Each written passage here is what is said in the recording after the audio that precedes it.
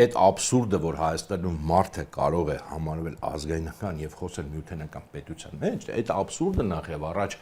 տարբեր այլ աբսուրդների մեջ պետքա վերացնել, որտեղ դա ինչպես շատ հասկացություններ մեր մոտ աղավաղվել են, հա, այդ նույն աղավաղումը այստեղ է տեղի ունեցել, ոնց թե հակառակը կարող է ես չգիտեմ պատկերացնեմ, որ լիբերալը կամ սոցիալիստը ասի լավ կարող է միութենական միություն պետք է, որտեղ տնտեսական հիմնավորումներ Եվրամիություն կասեն օրինակ։ Հա, օրինակ, բայց ազգայնականը պետք է նախ եւ առաջ ասի երկրի անկախությունը թիվ 1-ն է, թիվ 1 արժեքն է, չի կարող դա զիջել, էնել